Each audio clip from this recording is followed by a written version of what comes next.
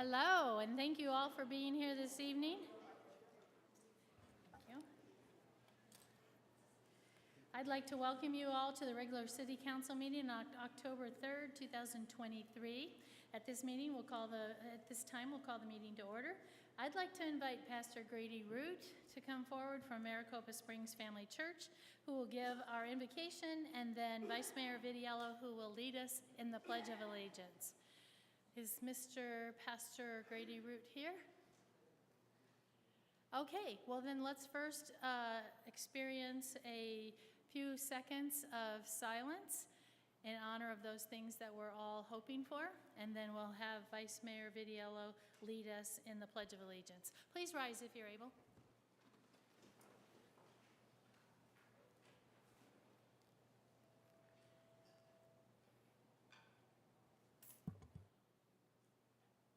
Thank you.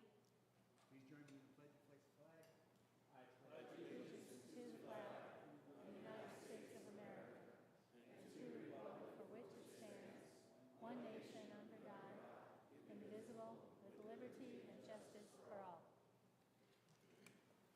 Thank you very much, Vice Mayor Vidiello. That'll take us to roll call. Councilmember Gettle. Present. Councilmember Learman. Here. Councilmember Manfredi. Here. Councilmember Marsh. Here. Councilmember Wade. Here. Vice Mayor Vidiello. Here. Mayor Smith. Here. Madam Mayor, we have a quorum. Thank you, Vanessa. That'll take us to proclamations, and tonight we have two. Item 3.1, which is Proclamation 23-13 on domestic violence, and Item 3.2, Proclamation 23-16 on National Fire Prevention Week. So I'll step down.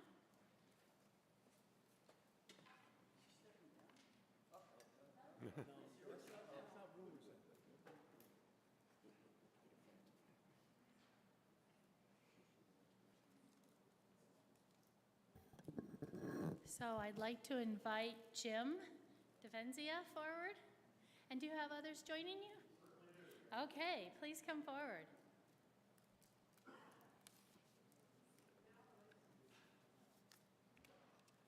Yes. I love all the purple. If you know anything about me, purple is my favorite color anyway, so if someone tells me to wear it, I'm like, I'm on it. What a great crowd. Thank you all for being here. So whereas domestic violence is not physical violence alone, rather domestic violence can be any learned behavior that has the purpose of gaining power and control over others. Victims and survivors can include spouses, partners, girl and boyfriends, and intimate family members. And whereas throughout the United States, domestic violence statistics are alarming, Arizona is suffering also. There are approximately 100 reported domestic violence-related deaths each year. Arizona ranks 4th in the nation in female domestic violence homicides, and every 44 minutes, one or more Arizona children witness domestic violence. And whereas women, men, children, and the elderly are all counted among the victims of domestic violence, sadly, this includes physical violence, sexual violence, psychological violence, and emotional and financial abuse. Too often, domestic violence results in physical injury and death. For others, though their scars may not be visible, they are often permanent as well. And whereas, as we celebrate and support survivors, families, and significant others, we also remember those we've lost and will never forget. And whereas, as no one person, organization, agency, or community can eliminate domestic violence on their own, this month provides an opportunity for residents to show support for the individuals and community partners who provide critical advocacy, services, and assistance to survivors. Now, therefore, I, Nancy Smith, Mayor of the City of Maricopa, do hereby proclaim the month of October 23rd as Domestic Violence Awareness Month in the City of Maricopa. All residents are urged to observe this month by becoming aware of the tragedy of domestic violence and to support community efforts in working toward that end. And all of these people are the wonderful people and groups and organizations that help us in fighting domestic violence and supporting those who have had domestic violence. So let's give them all a hand.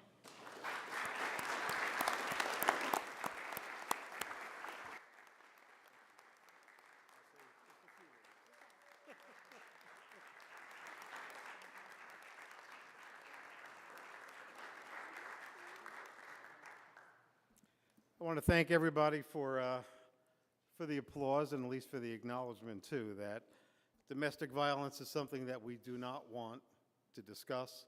We don't want it to happen, but it's happening every single day here in the city of Maricopa, Arizona, and everywhere.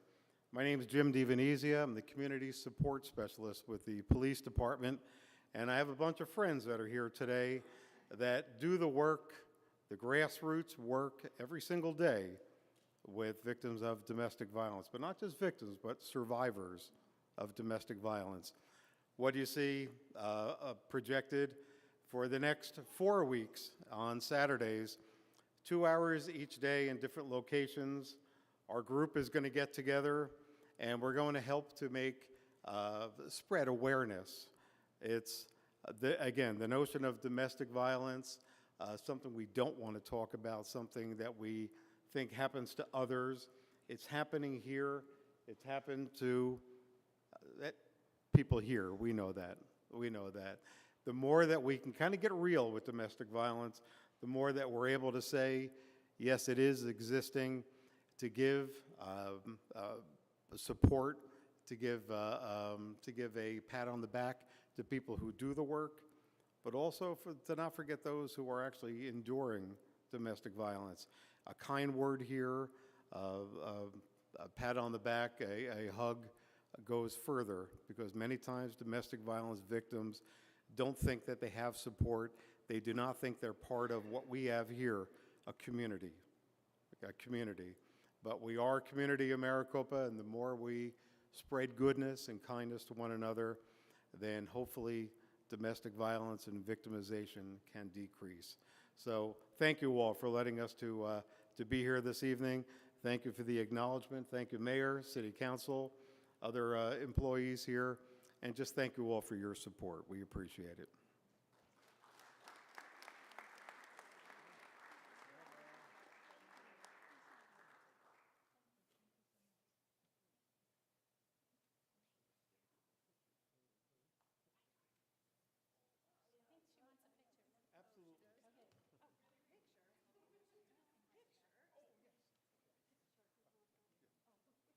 Yes, as a reminder, and I apologize, Vanessa just reminded me that we do have these the flyers that are out on the front desk. There's 50 of them. Just take one for your own edification, for your own information. Pass it out to somebody who would be interested in that. These are the flyers are the same ones that are up over here.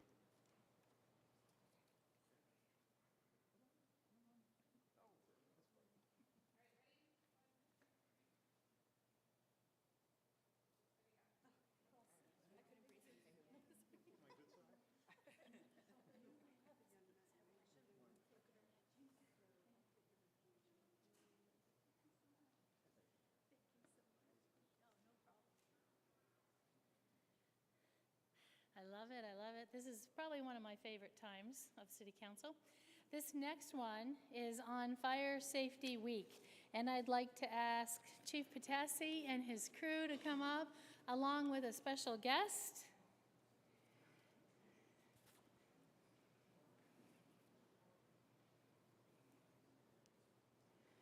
Is your crew shy?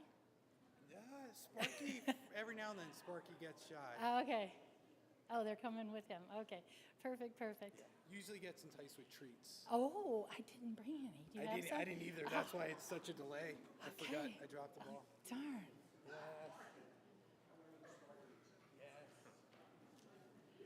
I love it. Wow, absolutely love it.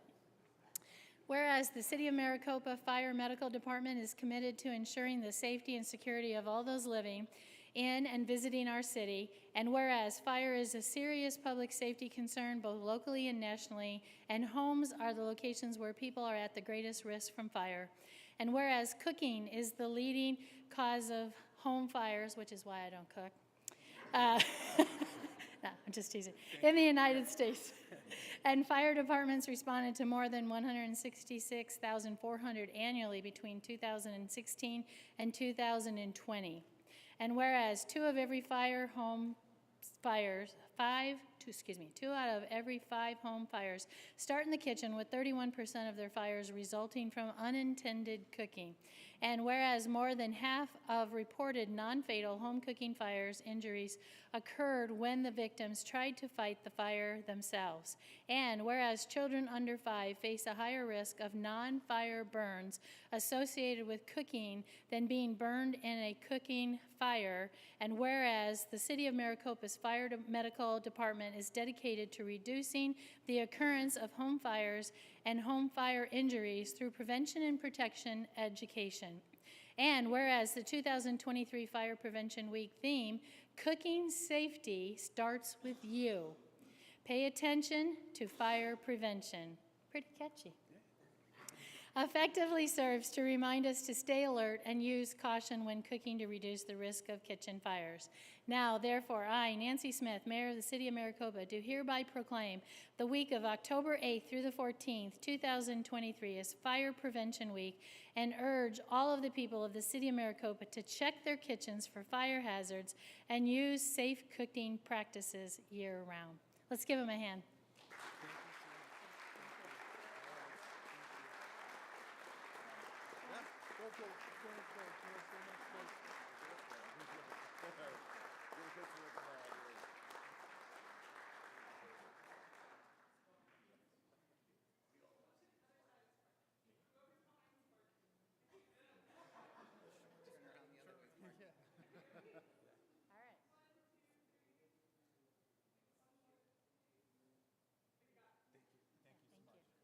Thank you, everybody. Thank you.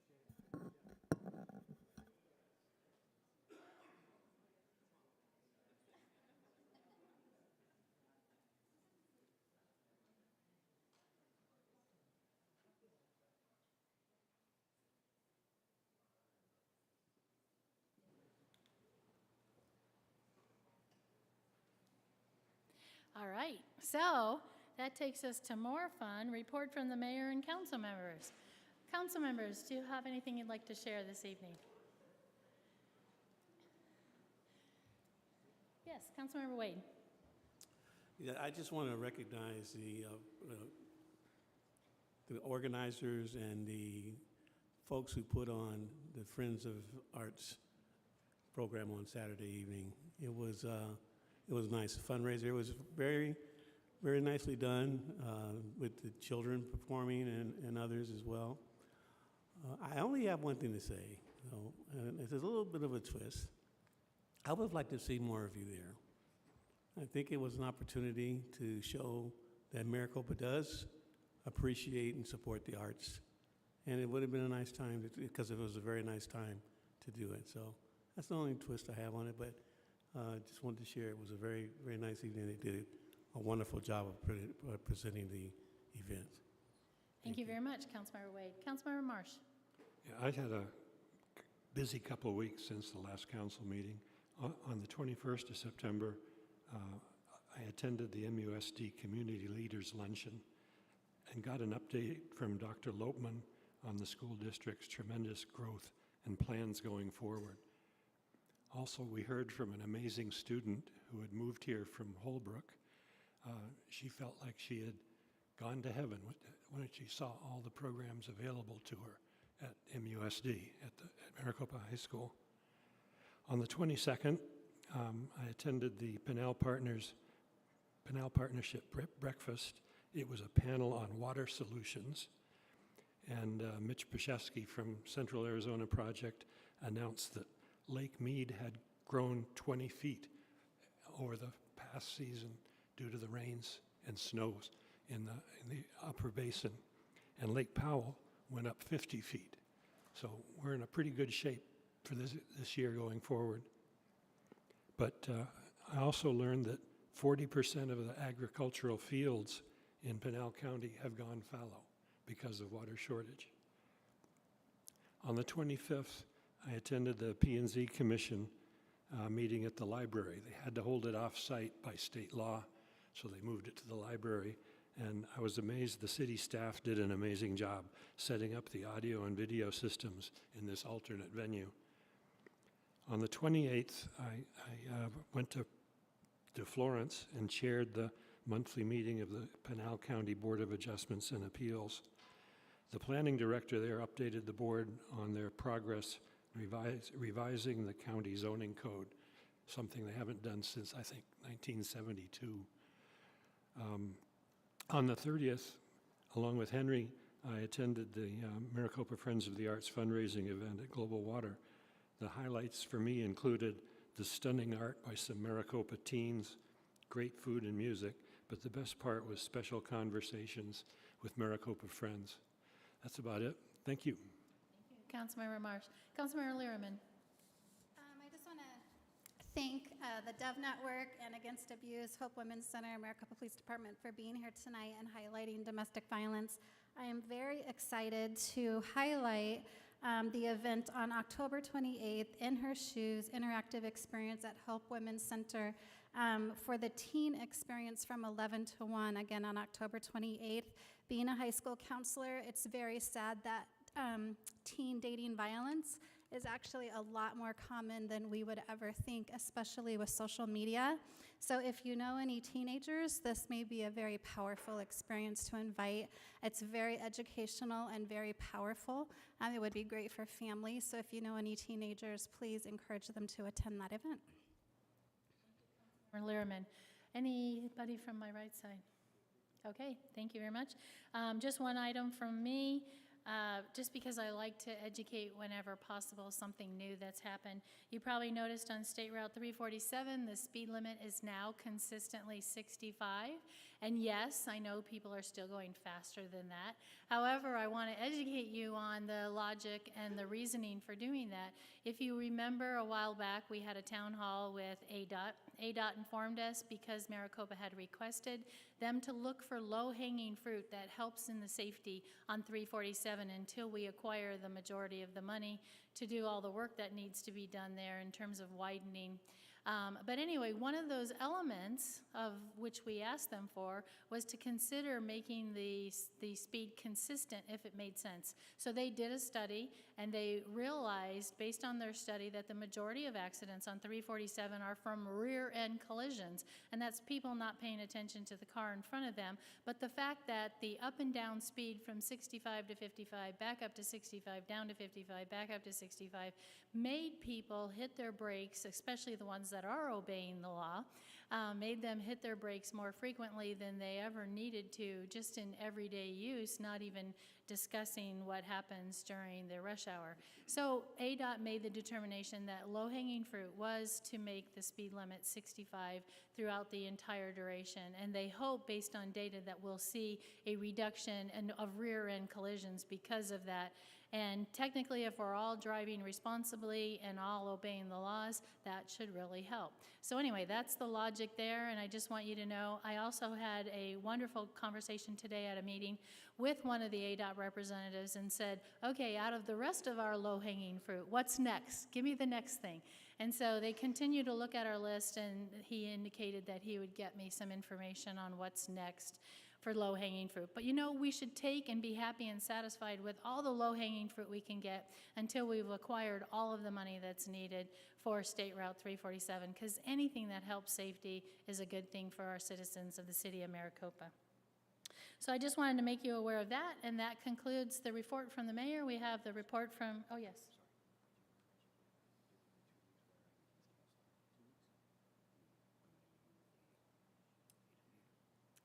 Vice Mayor, he's being shy today. He would like me to let you know that in 2 weeks we don't have a city council meeting because a significant amount of us is going to the Transportation Summit, which is a place where we can learn all that we can, but it's more importantly a place where we have all of those relationships that we continue to talk about, State Route 347 and any transportation I-11 that benefits the city of Maricopa.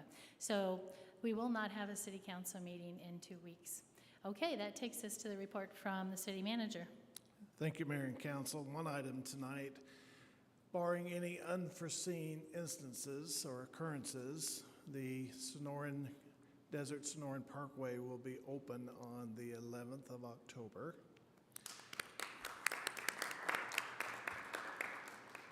We will have a formal ribbon cutting groundbreaking probably in early November, but they will be open. And again, that's barring any unforeseen instances that may occur, but that's the plan at this point in time. So that should help a lot of our traffic flows throughout the community. That's all. Thank you, City Manager Horst. At this time, that'll take us to the call to the public. I do have 3 speaker cards this evening, and if you did not turn in a speaker card and would like to approach the council, you're certainly welcome to do that after I call these 3 individuals. Let me read the rules for you. That's always good to know. The procedures to follow if you address the council or council requests that you express your ideas in 3 minutes or less and refrain from any personal attacks or derogatory statements about any city employee, a fellow citizen, or anyone else, whether in the audience or not. The mayor will limit discussion whenever they deem such an action is appropriate and proper conduct of the meeting. At the conclusion of an open call to the public, individual members of the council may respond to criticism made by those who have addressed the council, may ask staff to review a matter, or may ask that a matter be put on a future agenda. However, members of the council shall not discuss or take legal action on any matters during an open call to the public unless the matters are properly noticed for discussion and legal action. And I very kindly like to remind you, please address the council and not the audience. Your call to the public is to the council. Sometimes we have folks that like to turn around, but it's really the council. So just a friendly reminder. So our 3 speaker cards, I first would like to call up Dr. Leon Willis.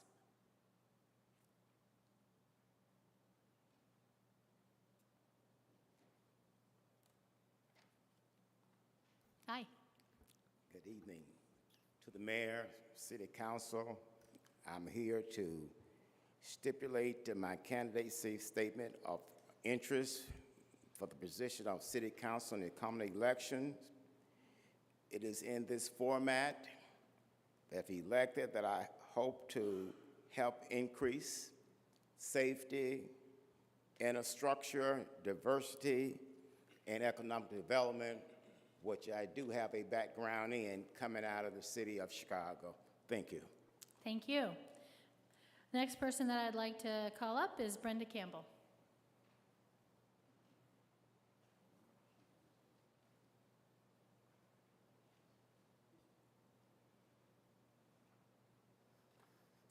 Hello.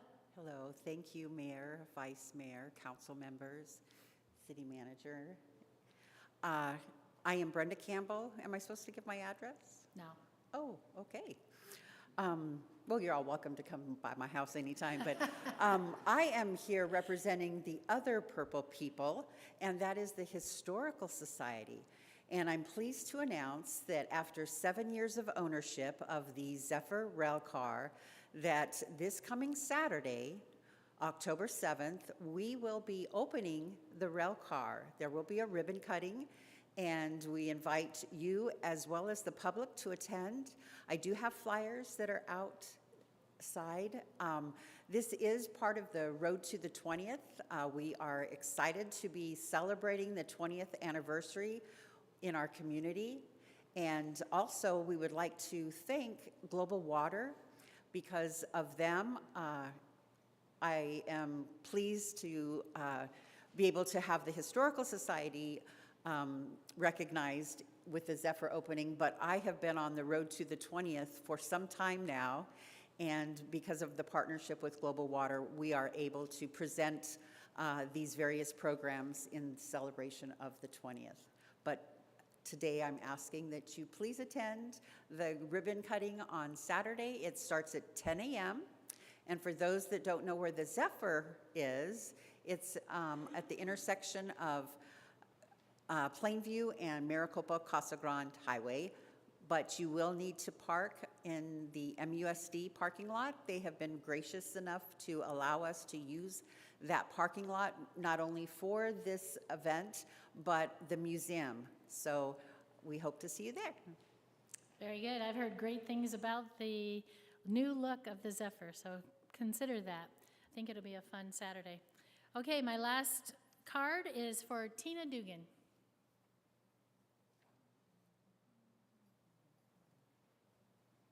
Good evening, Mayor, Vice Mayor, and council members. I'm here tonight to talk to you about the condition of Pecana Park. I had a conversation with Councilmember Marsh on Friday evening, but I feel all of you should know. It's absolutely horrible. The landscaping there doesn't look like it's been taken care of in a long time. I walked through there the other day. There are volunteers everywhere, and if you're not familiar with a volunteer, it's where the root from a tree comes out, pops up other trees.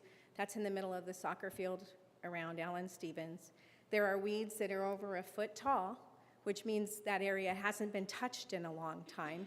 I happen to be involved with a lot of landscaping stuff. The dog park and the original complaint about the stickers, not only has it not been addressed, but it's spread.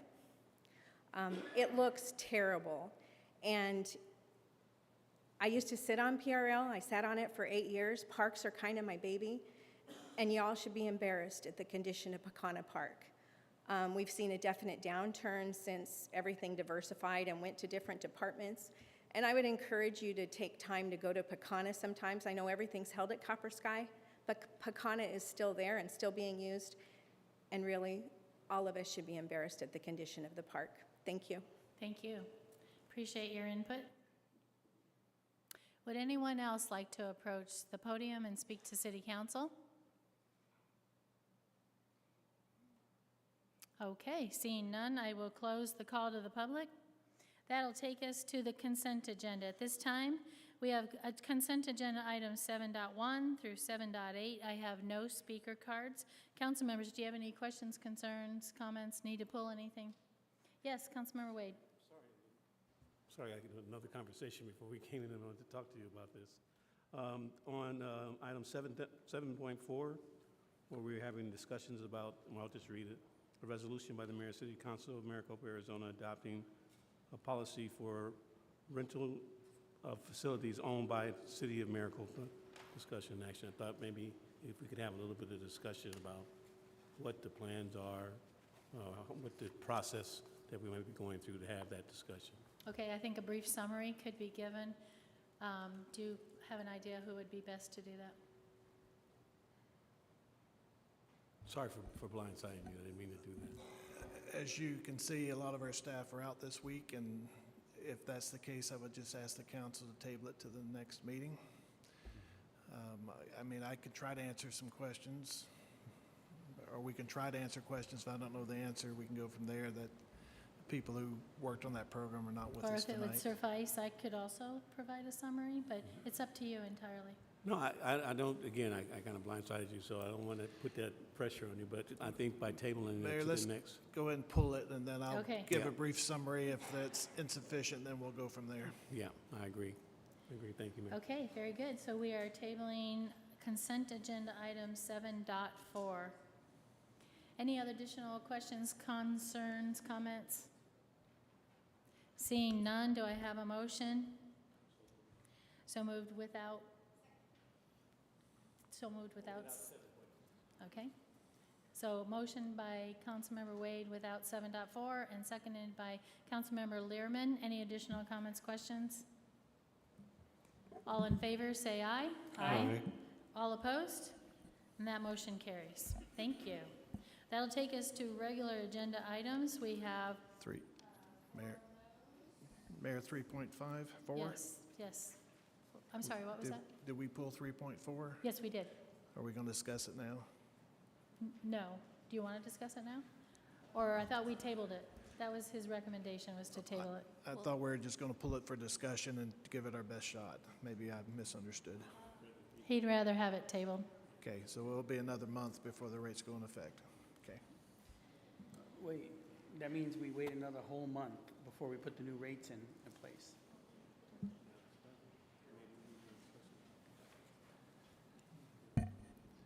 Takes action, council, to table it, right? Was the motion to approve consent with that being tabled? 'Cause we'll need Yes. Okay, Yes. so it was tabled in the last motion. Does the council wish to reverse that action or continue? I guess, what are the questions that we have? The questions that we have regarding 3.4? The questions that I have in reference to 7.4 is that we're calling to discuss a policy for properties that we are not completely done with determining the prices on them, to my understanding. We still have more conversation to have about what the prices are and what they turn out to be. So that's why I thought we should have more discussion on it. Well, this particular item was where we cleared up and cleaned up the policy for facility rentals. And we made a decision to go from 2 rates to 3 rates. And we Right. made a decision to keep the base rate at the setting that it was prior to our conversations. It's not about facilities that aren't available yet. No, but I've had individuals that have participated in the rate discussions that we've had previously, and we are moving forward with establishing that rate, but they're not comfortable with the amounts yet. So I think we still need more discussion Well, as to where we should be in terms of cost. the discussion and the opportunity to speak about those rates was at our last city council meeting. Mhm. I was there. A couple questions and simple questions. What we did and what we're planning to do with this one here was we set the rate, and then we put in the rate for, it almost started going woo. We set the rate for the resident rate, and then we said we're going to notify people that the non-resident rate will be going up, and it's basically giving a 60-day notice, correct? So if we wait until next month, we're giving a 90-day notice technically, but we can't put the lower rates in now. So we're not going to lower rates. City Manager Horst, I think you have a clarification to that. So the direction from the council, as we understood it, was to take the existing rate, not the announced increased rate, but the existing rate, and apply the nonprofit and citizen rate at a 35% discount. The Lowering existing business rate would stay as it currently is. Right, so we'd And be we- lowering the rates for people today. And would review it at another time. And so if we take that action today, those new rates will go in effect today. The last component of that is we'd want to increase the non-resident rate, and this would just give us directions to start the 60-day notification with future discussions regarding any non-resident rate. But the rest would take action tonight if you were to approve it. And if we do approve it today, we're lowering the rates that are currently in place. Which is Correct. important for citizens, residents, and nonprofits. Right. So given that, we do have the opportunity, if I understand correctly, to rescind, or how would we actually word that? If I could get a motion to reconsider, Reconsider, a thank you. second and a vote, followed by another motion if you are wanting to. If you could, that would be fantastic.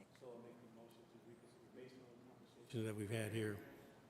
Your mic's not on. Yeah, it is. I'll get It closer. was. Oh, I move to rescind, to reconsider the motion to table this discussion another time and move forward. do I have a second? I have a second.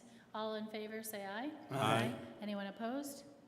So let's go back, and we've already voted on 7.1 through 7.5, was it? 7.8. So we need to look at 7.4 individually. Do I have a motion to approve 7.4? So moved. So moved. Do I have a second? Seconded by Councilmember Marsh. Any conversation? All in favor, say aye. Aye. Anyone opposed? That motion carries as well. Thank you very much. Appreciate all that conversation. That takes us to agenda item 8.1. This is 8.1, Resolution 23-57, Pledged Revenue Obligations. And our presentation is City Manager Horst. I have no speaker cards. Thank you, Mayor and Council. This discussion originated out of our futures planning last year, and I think we've had at least 2 city council meetings on this prior to coming before you tonight. So this is a resolution designed to move us forward with the pledged revenue obligations bond, and I will have a few slides just to walk everyone through it and for the benefit of our audience as well. I'm going to skip that page because it's just fun stuff. But you might recall in the CIP, we projected a 10-year outlook of $622 million in road projects. And that was just in the 10-year CIP. And you can see that they're equally spread out all over the community. So what does the resolution mean? And I apologize because our screens are not working, and I may not be able to read with my eyes up there, but the resolution of the City Council basically, can anyone read that better than I can since I don't have a screen in front of me? Yes. What does it mean? I apologize, our screens aren't A working. resolution of the Mayor and Council of the City of Maricopa, Pinal County, Arizona, approving the form and authorizing the execution and delivery of a first purchase agreement, a first trust agreement, a continuing disclosure undertaking, an obligation purchase contract, and other necessary agreements, instruments, and documents, approving the sale and execution and delivery of pledge revenue obligations, Series 2023, evidencing a proportionate interest in the owners thereof in the purchase agreement, delegating authority to the mayor, the city manager, and the deputy city manager, chief financial officer of the city to determine certain matters and terms with respect to the foregoing, authorizing the taking of all other actions necessary to consummation of the transactions contemplated by this resolution, and 5, declaring an emergency. So in essence, this allows us to move forward. Your authority tonight does not execute the right to purchase a bond. It does give us the right to move forward with all the further documentations and processes that are needed. And as I indicated before, and want to be very clear about, that this bond does not represent a tax increase to our citizens. You will recall too, when we projected our revenue streams, that this is purely a general fund or a sales tax-based funding of this bond. And the question was asked, if we have a downturn in the economy, what might that mean? First and foremost, it cannot be applied to the citizens through any type of tax. That's not at all feasible, possible, and cannot happen. Secondly, based on the revenue streams that we have, if we lost 80%, we could still fund this. And this will allow us to move forward. So what we're asking for is a 20-year bond. And again, this will allow us to move projects forward quicker than we could have otherwise.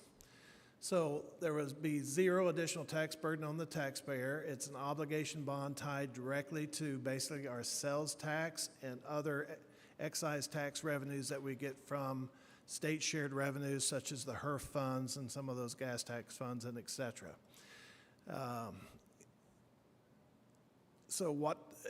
I think this is kind of repetitious at this point, so I'm going to move on to here. So what are the projects? Now, you recall that we originally talked about the ability to do up to a $50 million bond. We talked about possibly doing 2 separate tranches based on our ability to fund and build projects within a 3-year time frame. And the significance of the 3-year time frame is because if we have those funds sitting in a bank and they begin to draw interest, there'll be a tax requirement paid on those, entitled arbitrage. We have formulated this in such a way that with we're in essence seeking $41 million, and we are not going to be seeking a second round at this point in time. Frankly, that's not in the plan. So I wanted to walk through some of the projects, and I'm going to try to get through these. One is improvements on Chavez Lane. Although it's CDBG funded, there will be some additional funding there. Improvements in the Heritage Lake Park to finalize that. Edwards, and some of these roads have been around a long time and bad need of repair. The Lake Park street lights, MCGH improvements and driveways, which is supporting the retail projects that are coming in. The Smith-Inky intersection, which we hope to get underway in the very near future. 238 mill and fill, 238 rebuilding additional roads, 347 mill and fill, and to be clear, this is the sections of 347 in the city limits, particularly as you go right into the city and as you get past where the Copper Sky area is, you can see those sections of road are really bad. Traffic signals to be put in at Honeycutt and Rancho Mirage. Traffic signal to install at White and Parker and Boland. All these, by the way, have been on our CIP. They're not new, but the 4 blue ones are new. The Honeycutt extension, that's our contractual obligation to extend the West Honeycutt Road where the Thompson Thrift retail project will be going in. We talked about moving forward with a field house to provide additional gym space for volleyball, basketball, those type of things to support our youth and adult populations. The Garvey Avenue Phase 1 and 2 project, which is long overdue. Hartman Road, 1 additional lane. To explain that, out of Hartman Road, people know that road's just actually falling apart. So through Bolin all the way up to Smith Inc., the developer's putting in 2 brand new lanes. And so the lane that will be on the east side, we're going to redevelop and put in a brand new lane. So we have a full road there that will take care of all of our needs. There'll be some copper sky enhancements. A lot of those will have to do with providing more shade and seating and other things to benefit our people. And then the Civic Center Park, to put some funds towards the park that we're going to be doing back here, which we'll have a presentation on here shortly. So the bond language has been drafted to appropriately be flexible for these projects. Now, to be clear, we do not have the authority to do anything but what we say we're going to do. There are bond covenants that govern this, and failure to follow those bonds could result in significant fines, get us in trouble with the IRS, ruin our credit rating, enable us, cause us to not be able to borrow funds in the future. But what we have built in is some flexibility. For instance, if we say a project's $1 million, and if it comes in at $1.1 million, we have the ability to accommodate for those, but not changing projects. Does that make sense? So funds not yet drawn, the other thing we put into it is rather than waiting till we get to the bond, because as you know, a lot of these projects are in the CIP, we can go ahead and start some of those now and stay on our timeline, and then we can reimburse ourselves when the bond funds come in. So the current markets are strong for the city in 2 aspects. Highly rated municipal bonds are attractive investment options in the current market, and Maricopa's recent bond upgrade during the 2013 GEO bond, which we just did 4 or 5 months ago. Most of that work, we just have to update it. We'll be able to do it more quickly and at less cost. And the inverted yield curve is presenting strong interest earnings opportunities for these type of securities. So in other words, we're not going to have any problem selling. We'll probably sell them at a lower yield. Remember last time they came in at a lower yield than what we expected, and we were able to get more value for our buck. So these 2 resolutions, if you choose to move forward, allows us to move forward. But before we can actually buy the bonds, we'll have to come back for your final approval. If there's any questions, be happy to answer them. Council, are there any questions? Yes. I had some earlier questions, I believe, but Perfect. Mr. Horse has covered them all. And so just to reiterate, we're very disciplined on what these funds can be used for, and these will definitely launch a lot of the necessary infrastructure improvements that we need in our city to keep going forward. So I'm very excited for this opportunity. Yeah, thank you, Mayor. Excellent. Councilmember Manfredi? I'll be blunt, as always. Just so people understand, this is not a bond in which we're going to raise your taxes. This is a bond in which we're going to take the future earnings that we bring into the city, whether it be by the taxes we already pay, and we get trickled back to us over time.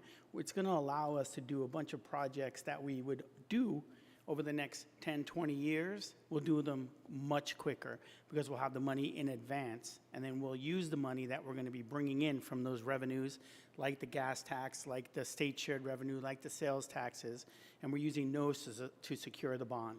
This is not where we're saying we're going to raise your tax a half cent or a quarter cent or put something else in your property taxes. These are taxes you're already paying today. We're going to borrow money against that so that we can get stuff done that we really need to get done. Thank you. Yes? Not yet. Can you hear me? There it goes. It's not, when you say taxes being paid today, it's not your property taxes. Right. It's only when you go to a store and you buy food or a restaurant and the sales tax.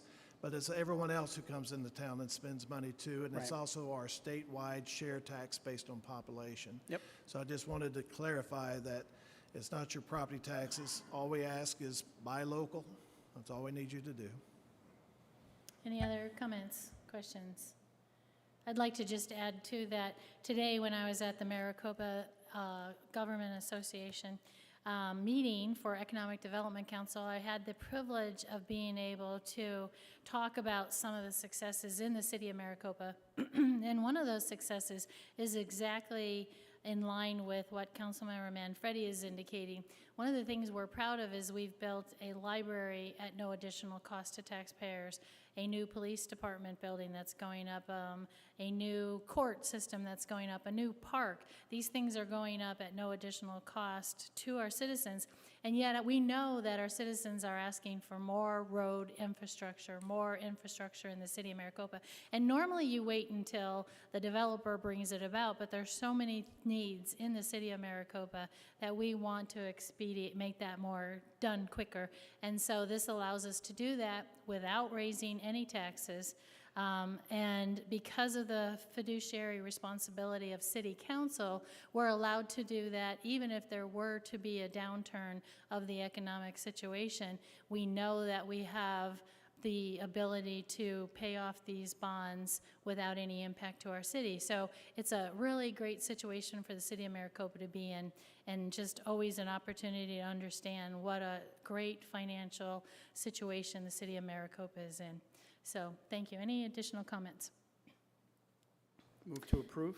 Thank you. Move to approve from, was that from Councilmember Manfredi? Second? I'll second. Second from Councilmember Gettle. Any additional conversation? All in favor say aye. Aye. Any opposed? That motion carries. That takes us to item 8.2.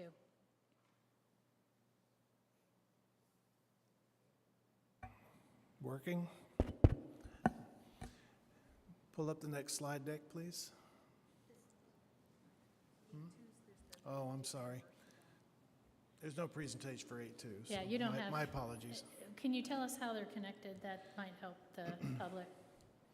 Yeah, the first one is the resolution that sets my glasses, the rules, and the second is dedicating the city manager, deputy city manager, chief financial officer to declare the official intent on behalf of the city with respect to reimburse from proceeds to the treasury in order to make these projects move forward. Do you have anything you want to add?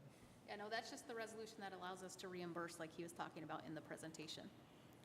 Very good. To advance projects so we can get reimbursed from the bond. Very good. Questions from the council? Mayor, if I could move to approve? Thank you. Do I have a second? Second. Second from Councilmember Marsh. Any additional conversation? Seeing none, all in favor say aye. Aye. Any opposed? And that motion carries. That takes us to item 8.3, and 8.3 is presentation 2317 on the half-cent sales tax concept presented by our city manager. Thank you, Mayor and Council. Tonight, we're just making a presentation to further the discussion, and we're not looking for any action tonight. This, too, came from our futures planning earlier in the year.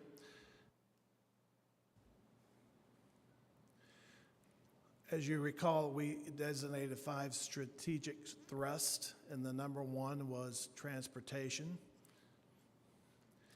We also talked about there's an opportunity for better roads ahead, and you just saw this map in the previous presentation, clearly indicating that we have a lot of road work to do.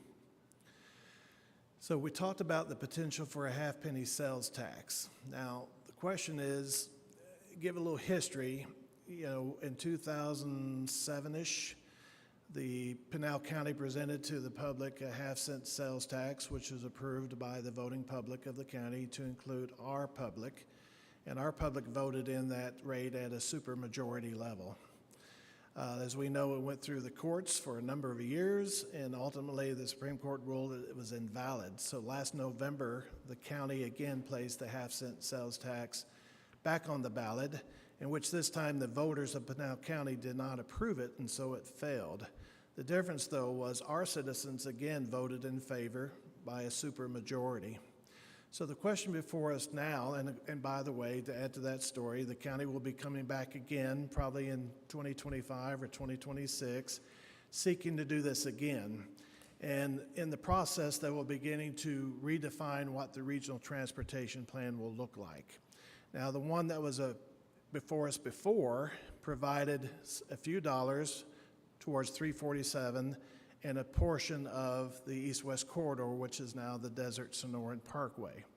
So the bulk of the projects benefited other communities and residents of the county, but did not have a direct, or even in some cases, an indirect benefit to the citizens of Maricopa. So the question before us, as we think about this, is, I got ahead of myself, I'm afraid, but round one was the vote. Round two was, the city approved it, but not the county. And then we have round three, and the county's going to present theirs. And if they do, we are in essence going to get about 6 cents on the dollar that will stay local within our community, and the rest of it going to build corridors from Coolidge to Apache Junction and other such transportation corridors, which I'm not saying aren't important, they just don't benefit our citizens. So what we discussed last February, I believe it was, or late January, was do we want to present an option for our people to again vote on a half-cent sales tax? But the difference this time is for the half-cent sales tax to stay in our community with 100% of it going to our projects only. So with that, and I realize you can't read the black print at all up there, but the bottom line is, if we looked at the sales tax that we have with a half-cent sales tax added, we'd start at about $10 million a year and generate up to $13, $14 million a year for a total of $213 million over a 20-year period based on a 3% growth estimate. Now, we've been 6 to 8% consistently and sometimes 10 to 12% growth. Now, if you think about it, that will give us the ability to mostly cash out most of these projects, saving debt, saving interest rates, one too far, and at the same time help us whittle down that $622 million. Now, speaking specifically to Highway 347, as we know, that portion is not in our jurisdiction. That portion is not our land. That we have very little control over that. And at present, the biggest issue is funding. And the city, frankly, almost single-handedly, this city council has moved forward with, the mayor calls it low-hanging fruit. It's much more than low-hanging fruit. It's pretty significant efforts to help correct the problems. But out of these funds, if you can think setting aside $50 million, that becomes a very nice leverage for state and federal grant money that could probably move us forward to getting this road resolved much sooner than we can now. So the proposal, and again, we're not asking for any direction tonight. We're saying it so the community can start thinking about it, and so you can start having discussions with your constituents and amongst yourself. But if they are so supportive of transportation that they've done it twice, do it a third time, but this time we're going to spend all of it to benefit our citizens instead of 6 to 10% of it. And there is no, it's just a half-cent sales tax. They've been paying it for the last 10 years.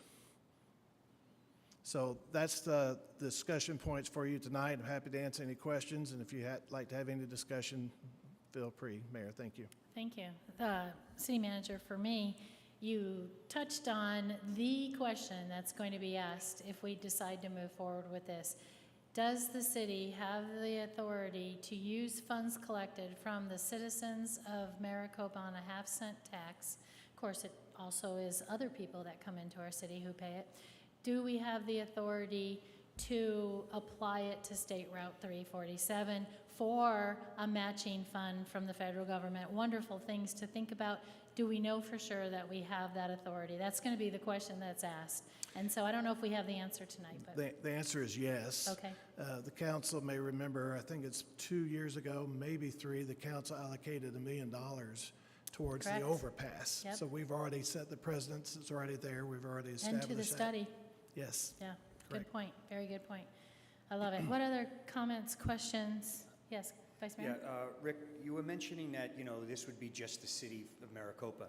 My understanding is why 469 probably failed was because Casa Grande did the exact same thing and did their own half-cent sales tax, and then they fought, the car dealerships down in Casa Grande fought the fact that they didn't want the half-cent sales tax.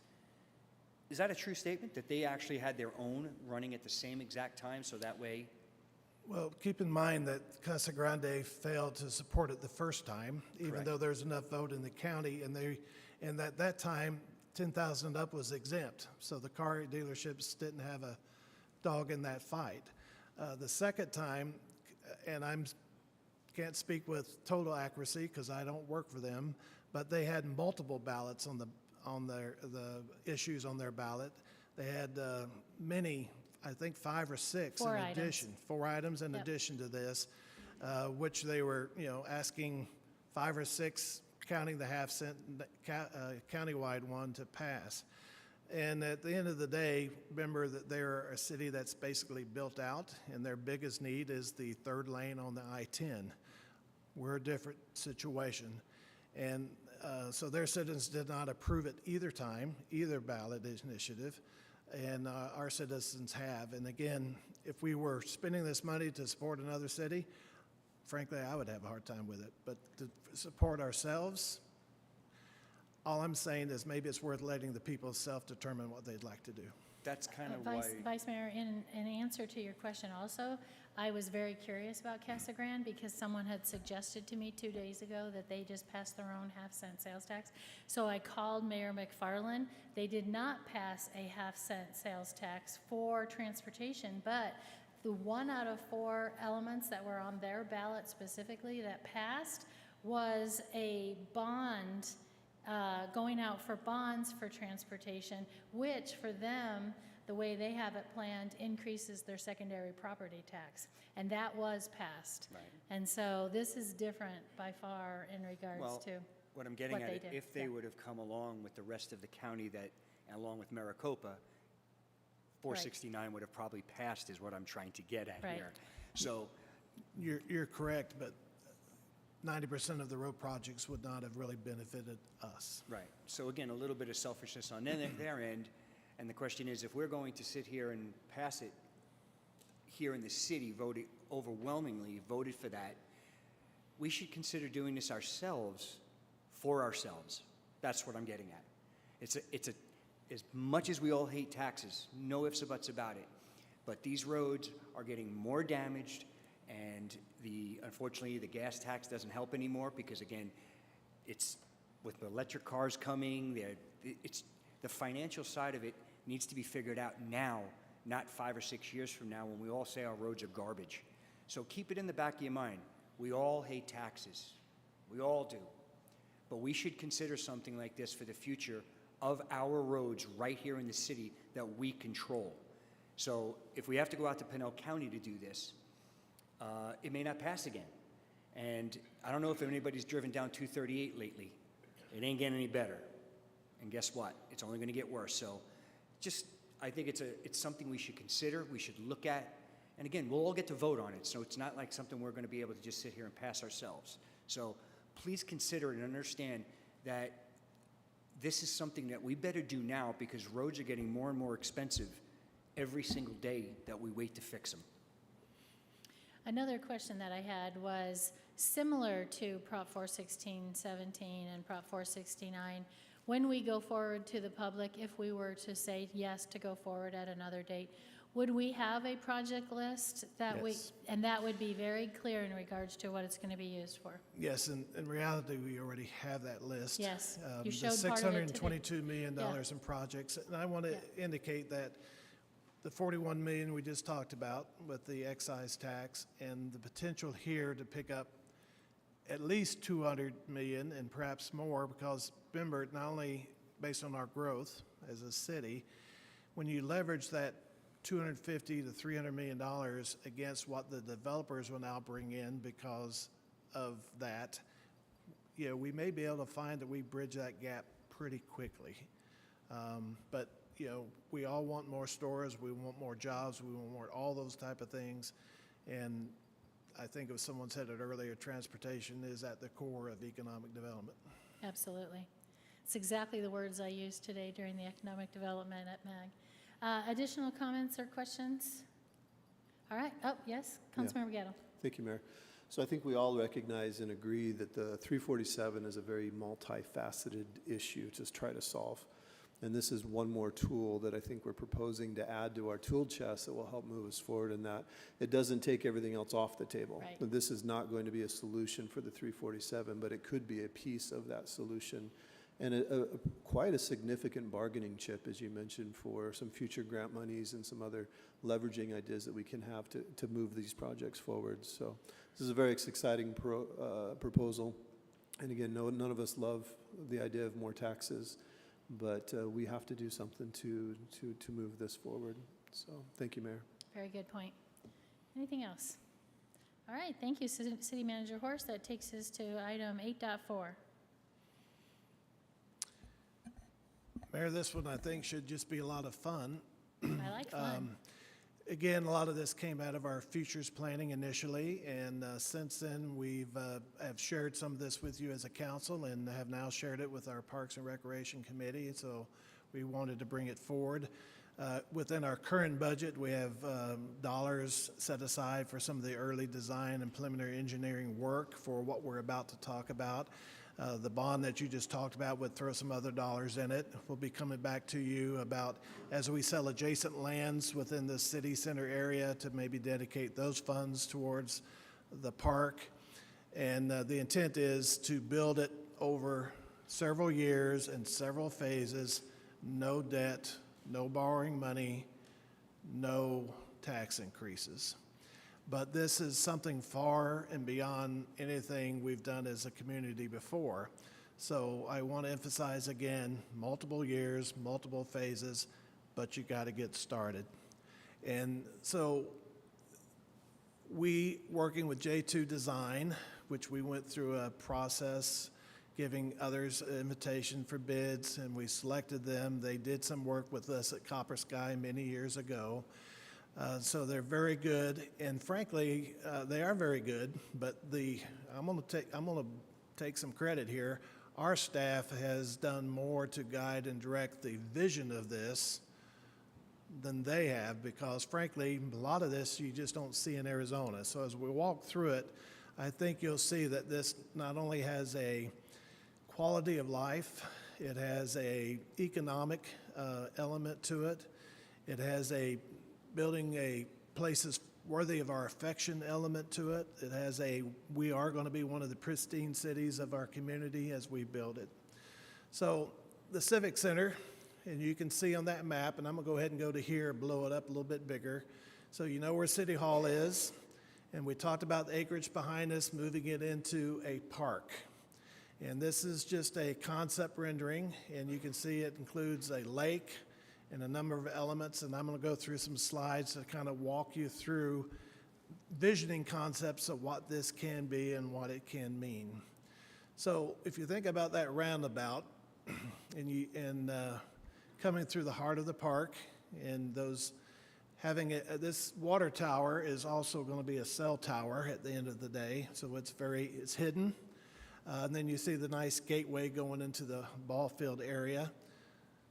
There's a close-up of what that might look like. This is an overview of the park. So this is about a 5-acre lake.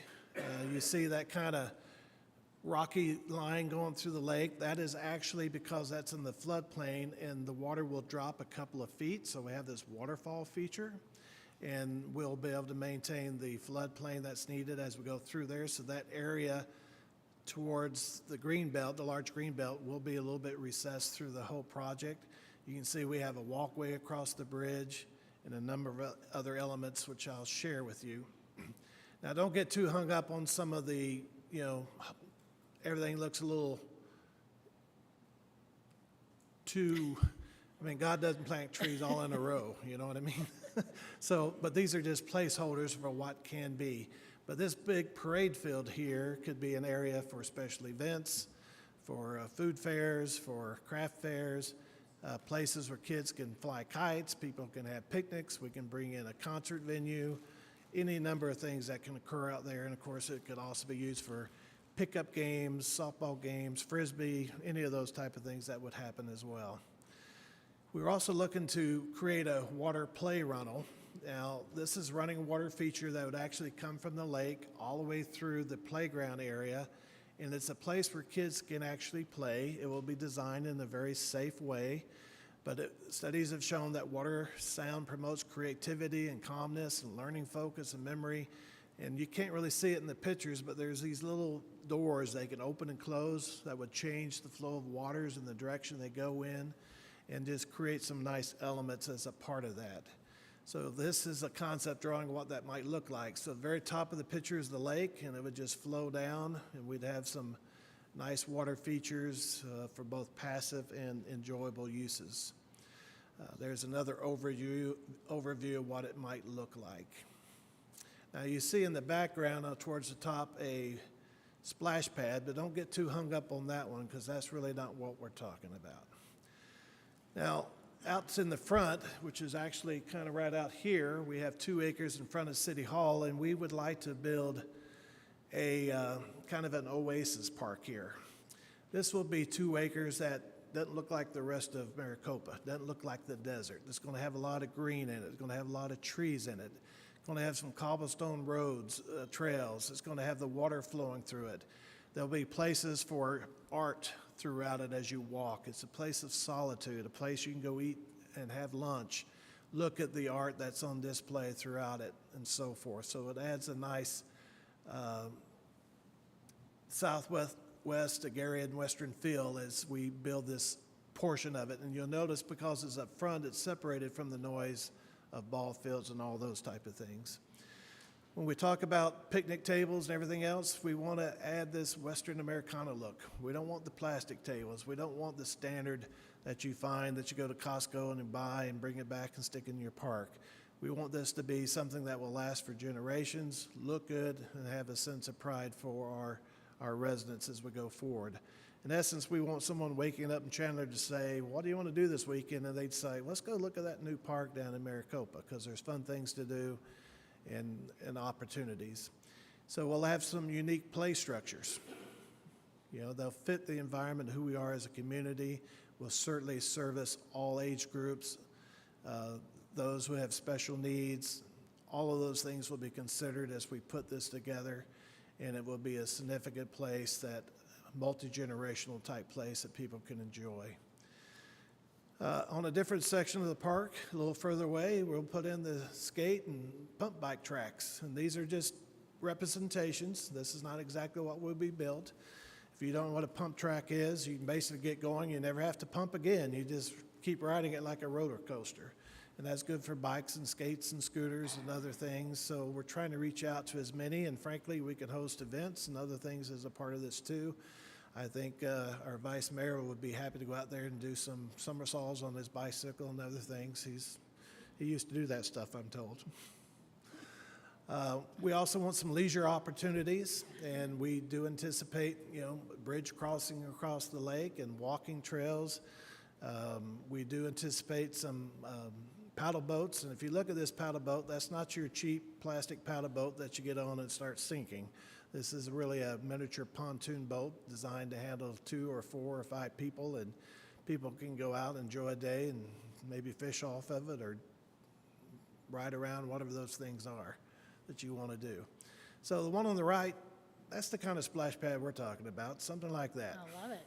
Maybe we're not going to allow kids to climb up there, but something unique and fun and exciting, right? And then on the left, that's the playground. Looks a little different than what we see typically for playgrounds. It's integrated with the environment and a lot of fun things to do as you go forward. So I also want to draw attention that just to the south, the city owns that land, and we're working with a developer now to develop that. And as a part of that, he's looking to build the restaurant row. So this will be adjacent to the city. And before I go through those, I'm going to back up just for a minute. There we go. And I want to point out that you see the red dots on the other side. Those are also restaurant pads on the corners by the new police department. Now, the red pad on the far right is actually where we'll have a separate entrance. That will lead to the 3rd dog park, which will have both timid and not so timid, or big and small, or fat or not fat, whatever works there. There'll be walking trails throughout all of this, not just in the park, but going into the Oasis Park and past the library, and all that will be integrated as a part of this. But this restaurant row will be across the corner, and right now, and again, I want to emphasize, until they open the door and the cash register goes ring, we can't be sure, but they have letters of interest from West Alley Barbecue, Get Yo Taco, Ginger Monkey, Puro Lounge, and Over Easy, and I've been to 4 of those. So, and you can see the picture to demonstrate what that might look like. So I think at the end of the day, we can create a sense of place, a place worthy of all of our affections. I do want to highlight a little bit of Heritage Park as well. We are moving forward with what's called the Historic Timeline Walk. El Dorado Holdings and Mike Ingram has been gracious enough to provide the funding for this. And you probably have seen, if you've been out there, some of the work going forward. It probably won't happen until sometime after the first year, because we're doing most of the work in-house to save some dollars, but that will be a nice addition to Heritage Park as we go forward, and other components will come forward in future years. One of those components, oh, there's a nice picture. So this is an example of one of the placards, and I think I have another one, yes. So as you walk the trail, you'll be able to read glimpses of history. And this one's about vibrant personalities. The one was the first sheriff, and he had a bobcat. I guess he didn't need a gun, he had a bobcat. And then the gentleman on the right, he actually would make money when the train pulled into town. He would shoot his bow and arrow and shoot the hats off people's heads. And that's how he made his money. So we have some very interesting people in our history, and that gives an example of what they can read and see as they go through. It'll be adjacent to the CEFR and the Historical Museum. But we also have been working with our veterans, and we have settled on this location, which is part of Heritage Park. It will be a boardwalk-type concept around a retention area with added trees and so forth that you can walk around. The trees will provide shade. There'll be the flags and other components like you would normally find. And of course, if they have a larger event, they can set up in the park parade field adjacent to it and move it forward. So these are all elements that we're moving forward quickly. And I think will bring some real excitement to our community and things people can look forward to. I also want to update you on Lakeview Park. This park is scheduled to be open soon. Unfortunately, we had a little vandalism out there the other night, which we're almost pretty sure came from local residents, so we're addressing that. But the lights aren't on yet, and they'll be on soon, and that will help deter that. We have talked about a phase 2, a field house concept out in this location. And the field house was in our earlier presentation, but we haven't locked down the location yet. And then a phase 3 proposal to add some additional ball fields and amenities in the future, provided we can acquire the adjacent lands. And that's the land we're trying to acquire. It belongs to the Maricopa Unified School District at present. And of course, their first and foremost responsibility is to do what's in the best interest of the school district. And if we can find that it makes sense for us to work together on something, then we will do that. And the new field house will provide additional basketball and volleyball space and space for other events and activities for our youth and adults alike. And that's the end of my presentation. I'm happy to answer any questions. Again, this will come back in various components at various times, but if we're heading in the right direction, we'd certainly like to know. We did present this to the Parks and Recreation Committee, got good feedback then, and we asked if they had any additional feedback, they send it our way. Council, any questions? Vice Mayor. Yes, Rick. In the new park, I didn't specifically hear the word dog parks. Yeah, I said that. Oh, you did? Yeah. did. Okay, I just want to make sure. The So, third dog park, remember? Joe, if you're I out said- there. I said big and little, short. He wasn't sure what to call it, big and little, okay. fat and short. Timid, not Okay. timid. this is for Joe. If you're still watching at home, dog parks are coming at this new park And it please. will have a separate parking area adjacent to the dog park. Additional comments, questions? Yes, Councilmember Manfredi. I didn't see the batting cages. I got the cages, I just don't have the bats yet. Anyone else? Councilmember Learman. Rick, it sounds like you're seeing this as like a destination place for other community members to desire to come here and spend their day here in Maricopa. And so that is really exciting to me. I know I've driven my kids to Scottsdale, to the Railroad Park. I've driven them to Mesa, to their mega park. So we're inviting families to come to Maricopa and see our community and experience our community. So it'll be a destination park, which is very exciting to me. Very good. Any additional? Councilmember Gettle. Yeah, Mr. Horst, thank you for especially the field house. There's another component to that. Did you want to make any announcement about that particular side of it? Would you like to, or you? Please, I'd like to hear it from your mouth. Okay. We know that in the futures planning, there is discussion about some space for teens. And we have been working on that, and while we'll ultimately have to go out for a request for bids for a partner to do that, we are looking at the possibility of adding about, I think it was 6,000 square feet to the field house to accommodate a place. And it's not really intended to be just a teen hangout, but a teen programmed center. And we'll be looking for a third party who specializes in working with youth and teens to possibly do that. So I thank you for bringing that up. I should have mentioned it. And if I didn't address it adequately, please pick it up from there. No, you did great. Thank you, Mr. Horst. Thank you. Councilmember Wade. That is different than what you had on the slide?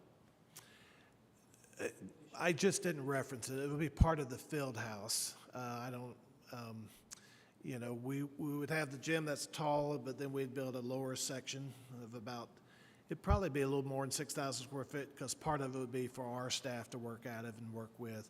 But part of it, roughly about 6,000 square feet is, and again, we're just in talking phases. It may be a little more, maybe a little less at the end of the day, to provide a place where teenagers can have specific programming and opportunities to do fun things. And I know particularly you, Councilmember Wade and Councilmember Gettle, have both raised that issue at the futures planning. So we are having some negotiations with some local vendors who could provide that opportunity. As you can imagine, there's not a lot out there, but ultimately we'll have to go through a process and give everyone equal opportunity. Obviously, they would, you know, be a negotiated agreement. They'd probably pay some degree of rent and provide some degree of services for the space. It would not just be a gift to the agency. Very good. Any additional comments, questions?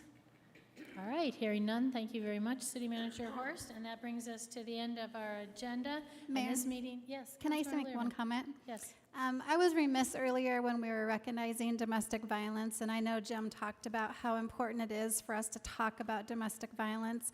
And I just want to make the comment that men and boys are victims of domestic violence as well, and teen boys are victims of domestic violence. And so when we're talking about dating violence and domestic violence, we just want to remember to recognize and welcome and include and encourage men and boys to reach out for support who are experiencing domestic violence. So thank you, Mayor. Yes, thank you very much, Councilmember Learman. That brings us to the end of our agenda. This meeting is adjourned.